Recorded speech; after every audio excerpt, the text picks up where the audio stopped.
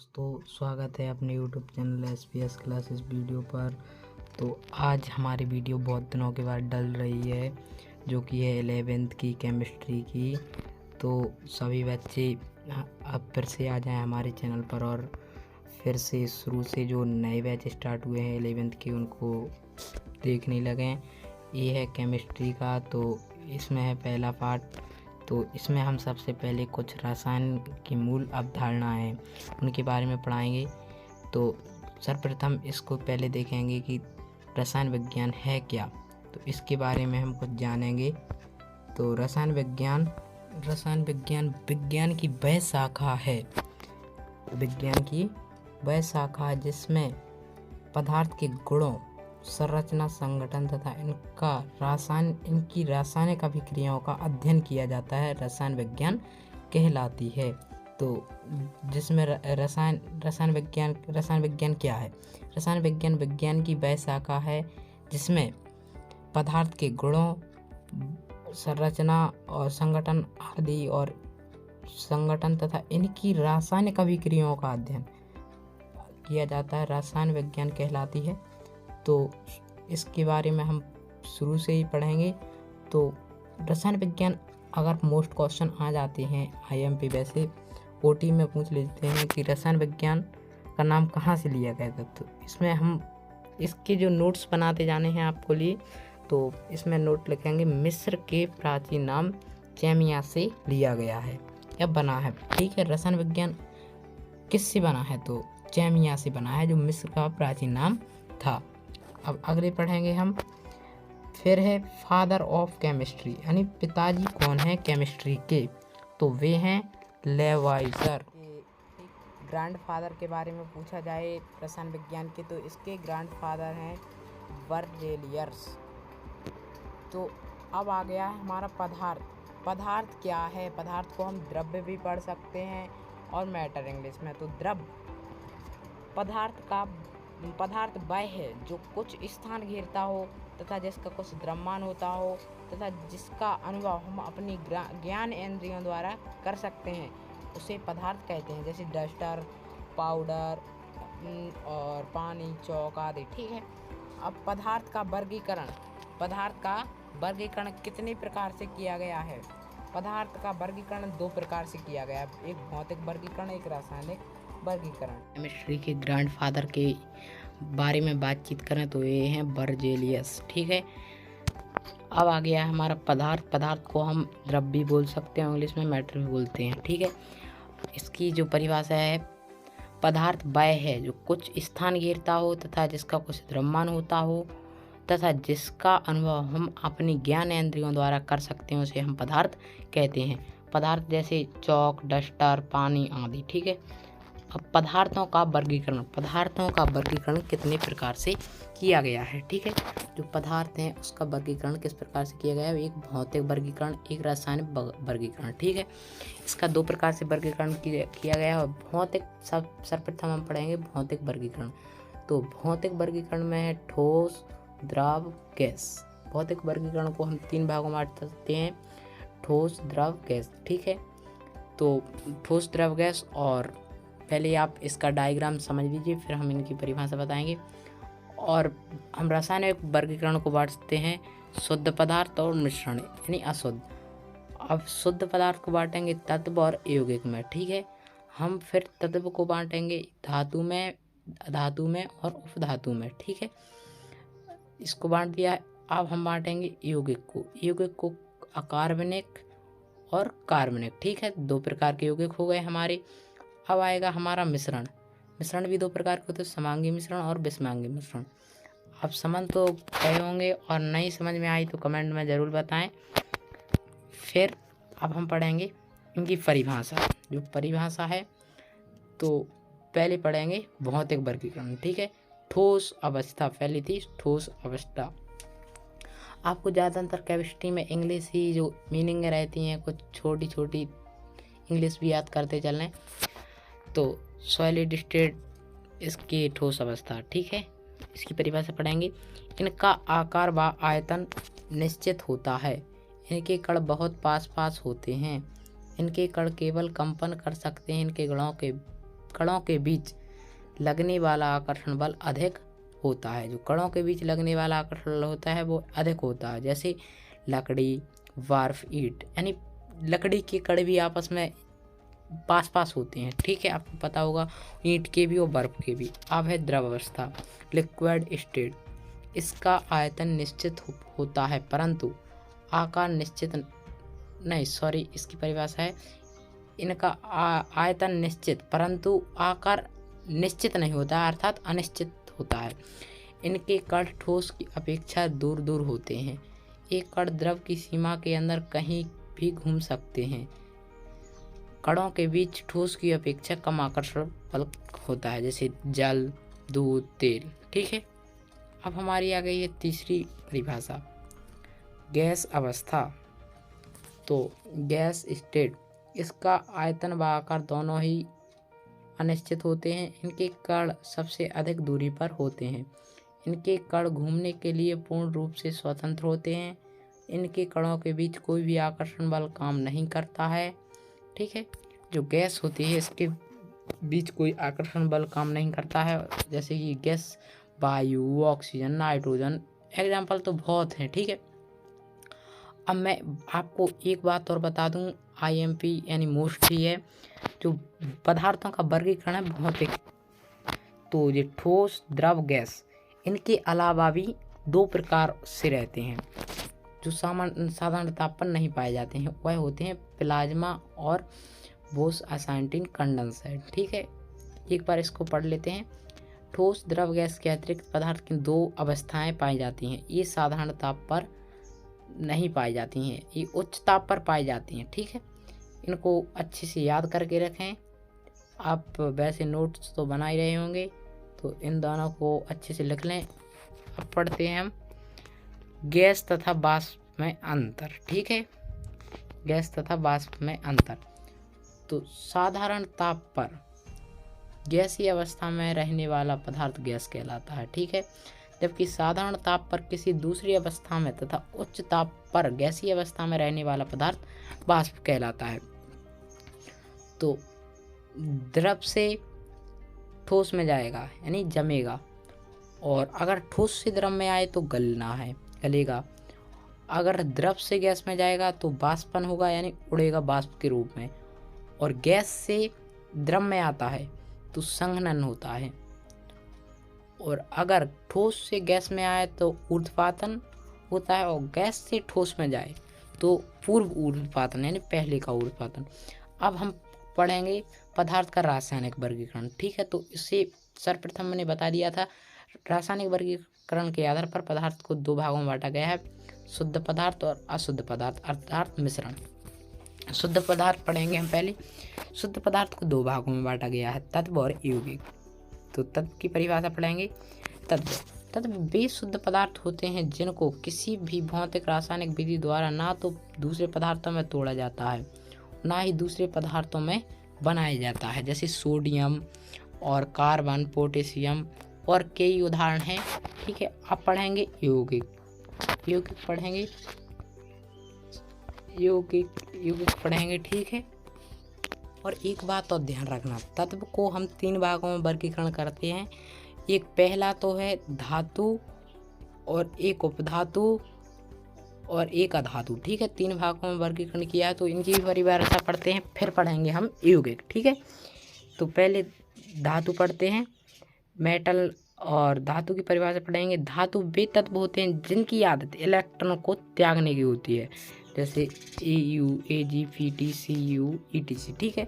और अधातु non metal, अधातु वे तत्व होते हैं जिनकी आदत इलेक्ट्रॉन को ग्रहण करने की होती है, तो नाइट्रोजन और ऑक्सीजन और क्लोरीन, ठीक है।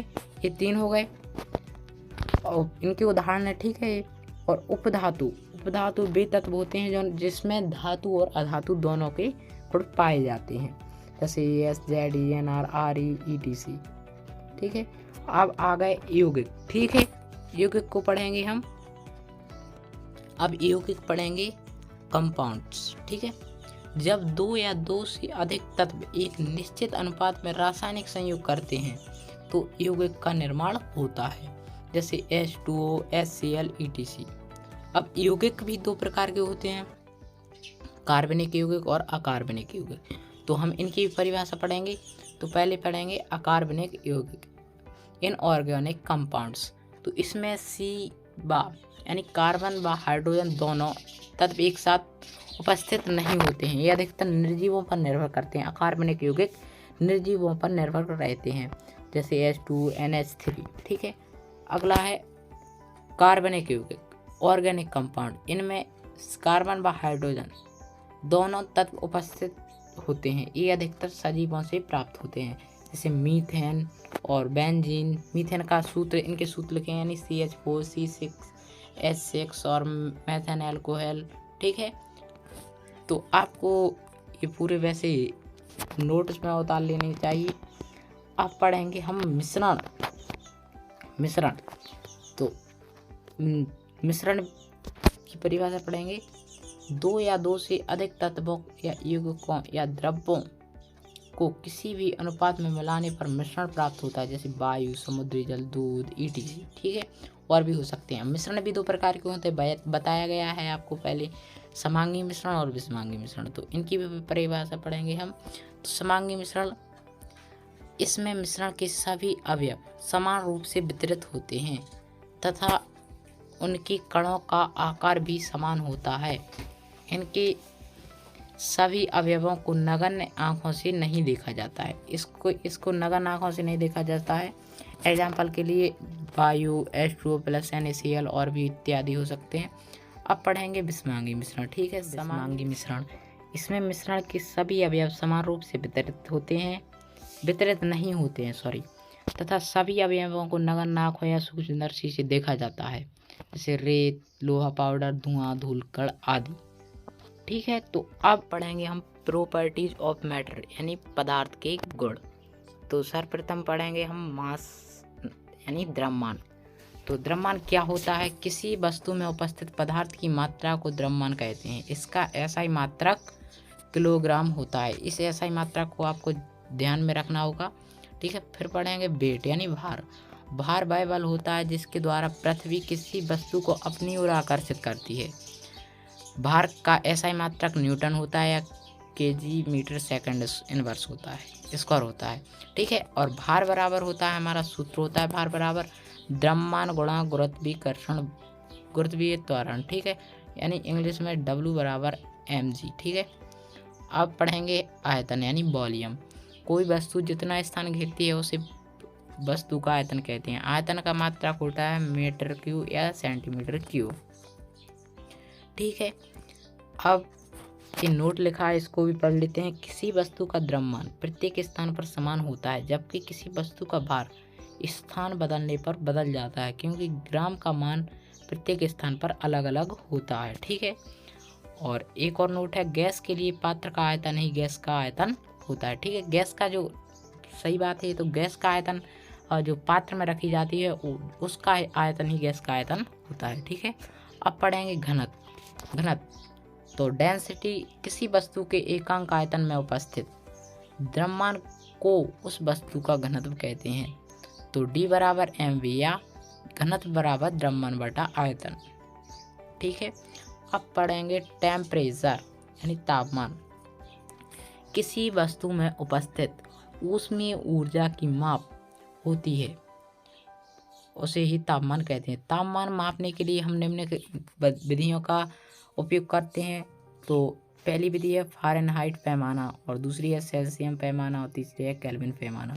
तो फ़ारेनहाइट का एक सूत्र है 9/5 डिग्री सेल्सियस प्लस 32, और इसका भी केल्विन पैमाने का एक सूत्र है C प्लस 273.15। ठीक है, और ये दो बातें आपको IMP रखनी पड़ेंगी। मानव शरीर का तापमान 37 डिग्री सेल्सियस या 98.6 डिग्री फ़ारेनहाइट होता है, और कमरे का तापमान 25 डिग्री सेल्सियस या 77 डिग्री फ़ारेनहाइट होता है। ठीक है, इनको अपन ध्यान में रखेंगे।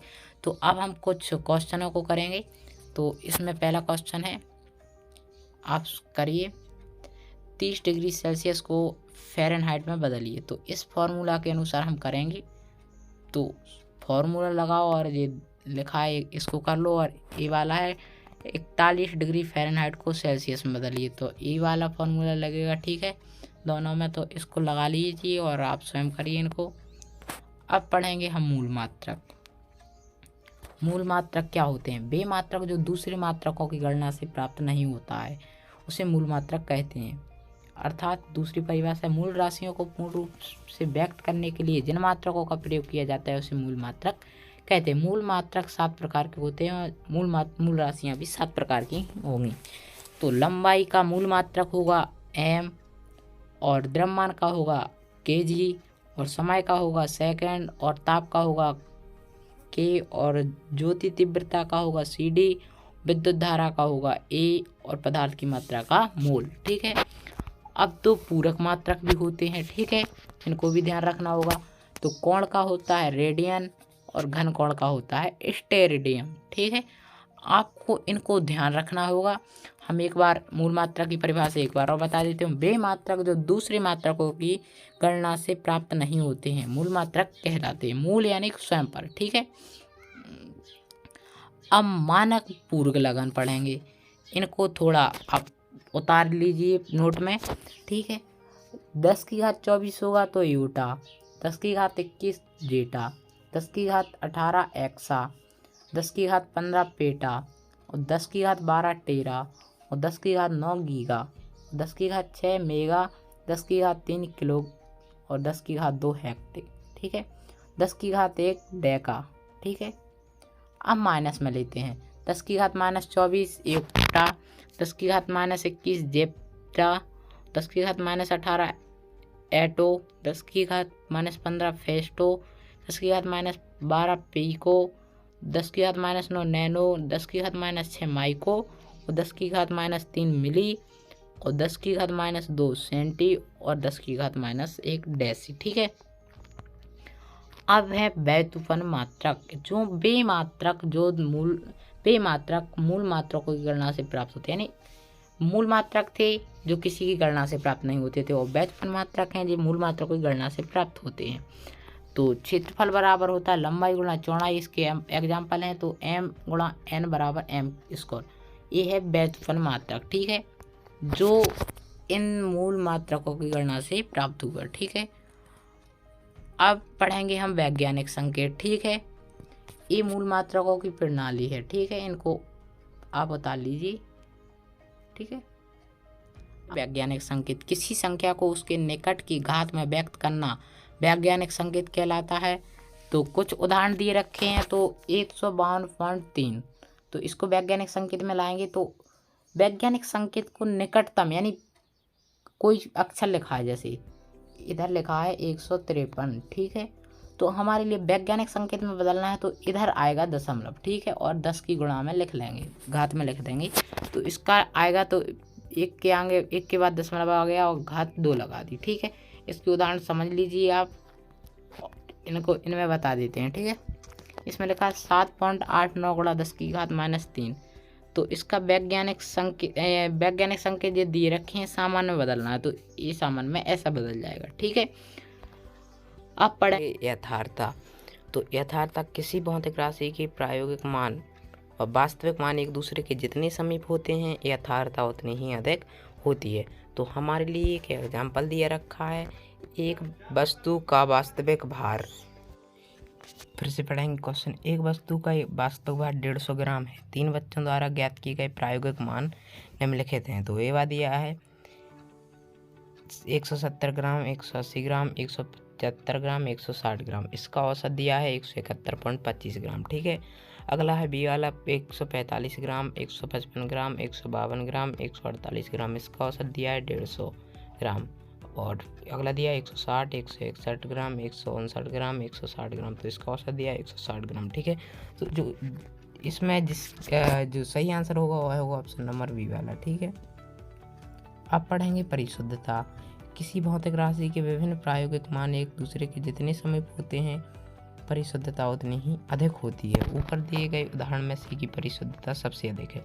तो ये उदाहरण दिया रखा है हमारे लिए, इसमें परिशुद्धता सी वाले की सबसे अधिक होगी। जो कि हमने यथार्थता पढ़ी थी वो बी वाले की थी। ठीक है, तो आपको समझ में मेरे अनुसार आ गया होगा। अब पढ़ेंगे सार्थक अंक। ठीक है। अब पढ़ेंगे सार्थक। सार्थक अंक किसी भौतिक राशि में उपस्थित वे अंक जिनके द्वारा भौतिक राशि को पूर्ण यथार्थता से प्रदर्शित किया जाता है सार्थक अंक कहलाते हैं। ठीक है, किसी भौतिक राशि में उपस्थित वे अंक जिनके द्वारा भौतिक राशि को पूर्ण यथार्थता से प्रदर्शित किया जाता है सार्थक अंक कहलाते हैं। सार्थक अंकों के निर्धारण के नियम, जो सार्थक अंकों के कुछ निर्धारण के नियम भी रहते हैं वो इस प्रकार हैं। सभी अशून्य अंक सार्थक अंक होते हैं और बीच वाले शून्य सार्थक अंक होते हैं। जैसे बीच वाले, अब इसमें लिखा है बीच वाले, आपको समझ नहीं आ रहा क्या पता कैसे बीच वाले, तो ये लिखा है 2002 लिखा है, तो ये वाले भी सार्थक अंक होंगे। तीसरा दिया है सबसे पहले आने वाले शून्य सार्थक अंक नहीं होते हैं, तो सबसे पहले आने वाले यानी 002 तो ये वाले नहीं होते हैं। ठीक है, अगला है बाद में आने वाले ये शून्य सार्थक अंक होते हैं, तो ये वाले होते हैं। देखो ये जैसे लिखो 2000, ठीक है, तो ये वाले भी सार्थक अंक होंगे। अब पढ़ेंगे हम नेक्स्ट पेज।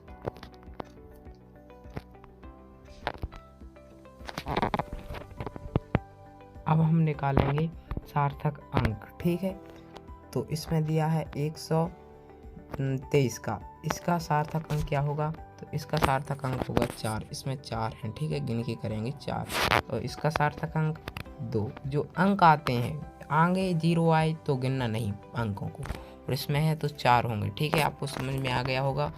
और बता देता हूँ, देखो 1234 है, तो इनमें अंक कितने हैं, 1 2 3 4। ठीक है, तो 4 होगा इसका। अब दिया है 0 0 2 20, तो इसका सार्थक अंक क्या होगा, तो 2 और 0 होगा। ठीक है, जी 2 0 को नहीं गिरेंगे।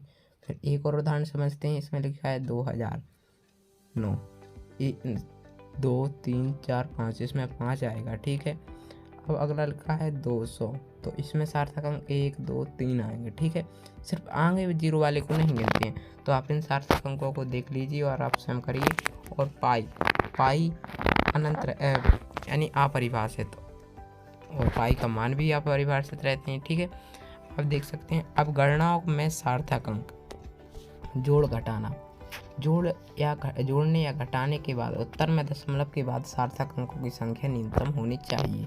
अब जैसे कि जी लिखा है जोड़ने पर, ठीक है, 22.2, 2.22 और 0.222, तो इसका जो जोड़ा आया 24.642, तो इसका सार्थक अंक होगा 24.6। ठीक है, इसके घटाने पर ए आया तो इसका तो यही रहेगा। ठीक है, अब अगला पढ़ेंगे गुणा या भाग।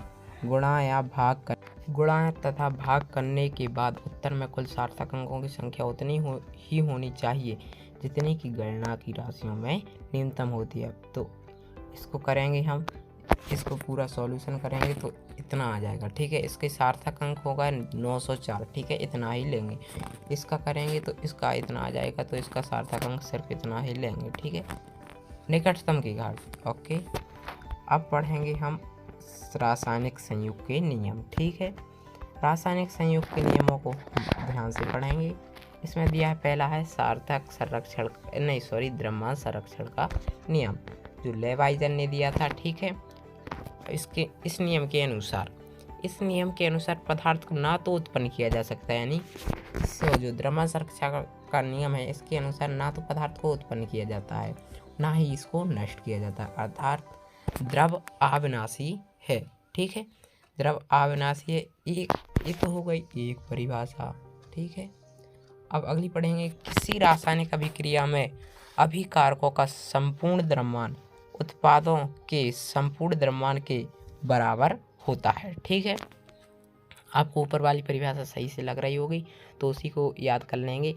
अब इसका एग्जाम्पल देखेंगे। ठीक है, तो Na प्लस AgCl बराबर मिलके बनाएगा, इधर आ जाएगा और इधर पहुंच जाएगा। ठीक है, तो NaCl प्लस Ag, Na का मान होता है 23। ठीक है, 23 और इसका 108 और Cl का रहता है 35.5। इन दोनों को जोड़ देंगे, इन दोनों को जोड़ देंगे तो बराबर में आ गया। ठीक है, यानी इसके अनुसार, इस परिवार के अनुसार। ठीक है, आ गया बराबर में ना।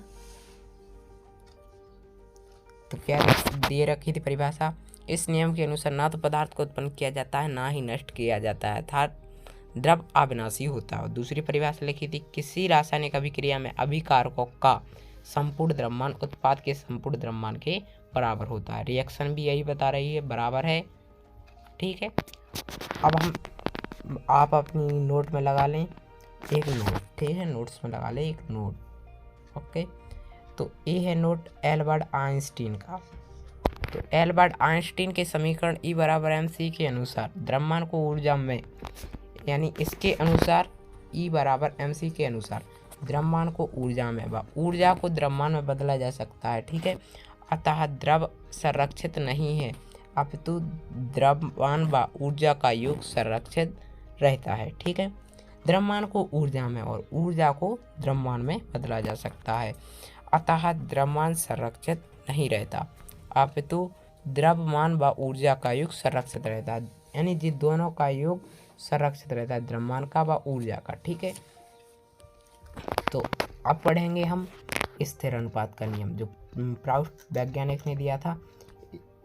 इस नियम के अनुसार किसी यौगिक को चाहे किसी भी स्रोत या विधि से प्राप्त किया जाए, परंतु उसमें उपस्थित तत्वों के एक निश्चित धारात्मक अनुपात होता है।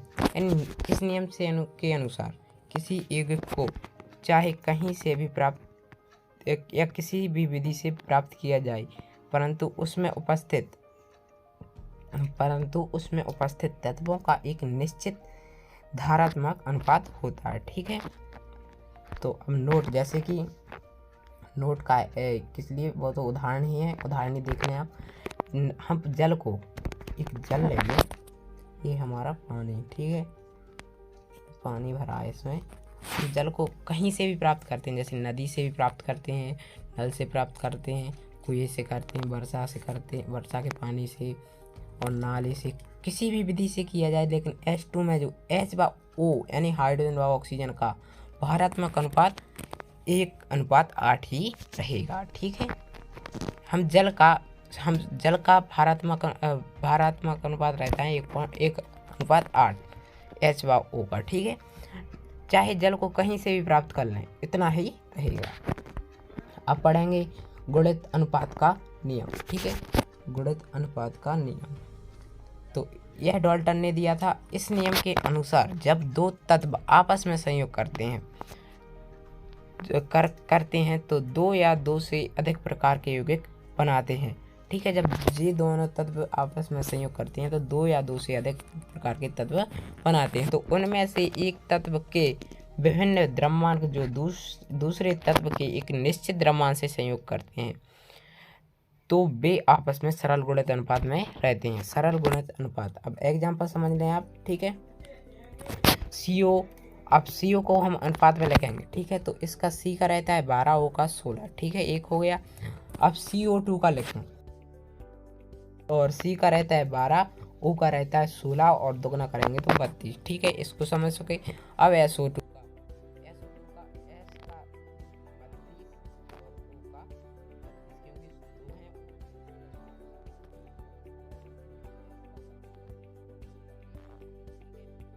एक नोट के अनुसार लिखें, क्योंकि डाल्टन ने ही परमाणु की खोज की। जो परमाणु की खोज करता है और वह डाल्टन ही है। ठीक, क्रम या तुल्य अनुपात का नियम जो रिचर ने दिया था। इस नियम के अनुसार जिस भार अनुपात में दो तत्व अलग अलग किसी तीसरे तत्व से संयोग करते हैं, यानी दो तत्व अलग अलग किसी तीसरे तत्व से संयोग करते हैं, उसी अनुपात या उसके गुणित अनुपात में वे आपस में संयोग करते हैं। ठीक है, जैसे कि हम ले लेते हैं NaCl का। ठीक है, NaCl का जो परमाणु भार तो ज़्यादा होता है, तो इसका होगा 23 और Na का होगा 23। ठीक है, परमाणु क्रमांक, और Cl का होगा 35.5। ठीक है, और तो NaH का 23:1, हाइड्रोजन का 1 रहता है, और फिर HCl का रहता है H का 1 और Cl का 35.5। तो इसको इस सरल गुणित अनुपात में रहेंगे। ठीक है, अब हम पढ़ेंगे गैलुसैक का नियम, जो कि गैलुसैक वैज्ञानिक ने दिया था।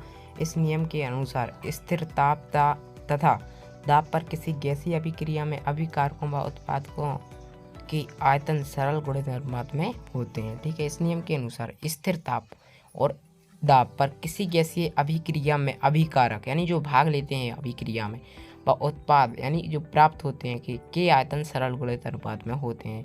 जैसे कि एग्जाम्पल ले लेते हैं तो हाइड्रोजन H2Cl2 बराबर मिलकर बनाएगा 2HCl। ठीक है, 1 मोल और 1 मोल मिलकर बनेगा 2 मोल। ठीक है, तो 1:1:2। ठीक है, तो इसका एग्जाम्पल हो गया। यानी इसमें लिखा है इस नियम के अनुसार स्थिर ताप तथा दाब पर किसी गैसीय अभिक्रिया नहीं कोई भी अभिक्रिया में अभिकारकों व उत्पादकों के आयतन सरल गुणित अनुपात में रहते हैं। ठीक है, अब पढ़ेंगे हम आवोगाद्रो का नियम। आवोगाद्रो का नियम भी आवोगाद्रो ने ही दिया था। ठीक है, इस नियम के अनुसार एसटीपी यानी स्थिर दाब और ताप पर एसटीपी यानी स्थिर दाब और ताप पर गैसों के समान आयतन में अणुओं की संख्या समान रहती है। यानी जो समान आयतन है उसमें समान अणुओं की संख्या होती है। तो H2 + Cl2 बराबर 2HCl। तो एक आयतन यानी आयतनों में अणुओं की संख्या। ठीक है, आयतन लेंगे तो एक आयतन और एक आयतन बराबर 2 आयतन। तो एक आयतन में x अणु यानी x अणु एक अणु और जहाँ में 1 अणु और जहाँ में 2 आयतन है तो 2x अणु यानी 1:1:2। ठीक है, तो ये हो गया हमारा किसका सिद्धांत, आवोगाद्रो का। ठीक है, अब पढ़ेंगे हम डाल्टन का परमाणु सिद्धांत। तो डाल्टन का परमाणु सिद्धांत के अनुसार पदार्थ में अणु होता है। ठीक है, और अणु में होता है परमाणु और परमाणु है विभाजित नहीं यानी परमाणु से आगे विभाजित नहीं है डाल्टन के परमाणु सिद्धांत के अनुसार। ठीक है, और सिद्धांत के अनुसार नहीं, सिर्फ डाल्टन के परमाणु सिद्धांत के अनुसार। सिर्फ डाल्टन के परमाणु सिद्धांत के अनुसार परमाणु अविभाज्य है। ठीक है, अब इसके डाल्टन के परमाणु सिद्धांत की मूल अवधारणा है। तो इसमें पहली है प्रत्येक पदार्थ अति सूक्ष्म कणों से मिलकर बना होता है जिसे एटम कहते हैं। और सेकंड है परमाणु अविनाशी होता है। ठीक है, अर्थात ना तो बनाया जाता है ना ही नष्ट किया जाता है। ठीक है, अगला है सभी रासायनिक अभिक्रियाओं में परमाणु भाग लेते हैं। जो अभी रासायनिक अभिक्रिया हैं उसमें परमाणु भी भाग लेते हैं। और चौथा है एक तत्व के सभी परमाणु गुणों में समान होते हैं। और पांचवा है 2 या 2 से अधिक परमाणु आपस में मिलकर अणु बनाते हैं। यानी 2 या 2 से अधिक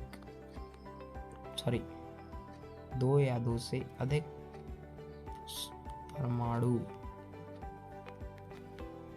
+2 यानी 2 परमाणु बराबर अणु का निर्माण करते हैं। ठीक है, तो इसको आप नोट में लिख लीजिए।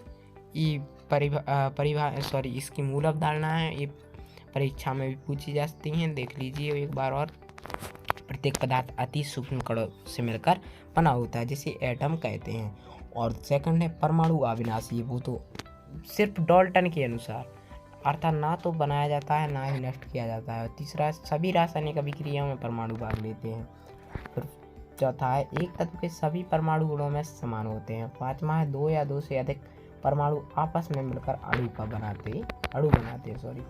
अब है डाल्टन के परमाणु सिद्धांत की सीमाएं अर्थात कमियां, यानी कितनी कमियां रहीं। तो यह है पहली कमियां है इस सिद्धांत एक ही तत्व के परमाणुओं का परमाणु द्रव्यमान अलग अलग क्यों होता है, ये इसकी मूल कमी थी। ठीक है, जैसे कि 1H1 और 1H2 और 1H3। ठीक है, इसका परमाणु द्रव्यमान और परमाणु आपस में संयोग क्यों करते हैं। नंबर तीसरा भिन्न भिन्न तत्वों के परमाणु गुणों में भिन्न क्यों होते हैं। चौथा है परमाणु स्वतंत्र अवस्था में क्यों नहीं रह सकते हैं। ठीक है, इसकी जो कमियां थी ये थी, डाल्टन ने इन कमियों को छोड़ दिया था। ठीक है, अब पढ़ेंगे हम डाल्टन के परमाणु सिद्धांत में संशोधन। अगर किसी ने वैज्ञानिक ने रचना की किसी भी परमाणु अथवा तत्व की, तो उसके में कुछ वैज्ञानिक को दिक्कत होती है तो उसमें संशोधन करते हैं, यानी उसकी कमियों को सुधारते हैं। तो डाल्टन हमारे क्या कहते थे कि पदार्थ बराबर अणु, यानी पदार्थ अणु में विभाजित हो, अणु परमाणु में विभाजित है। परमाणु में विभाजित और परमाणु अविभाज्य, यानी सिर्फ डाल्टन के अनुसार। लेकिन इनका जो सिद्धांत है ये गलत साबित हुआ आगे जाके।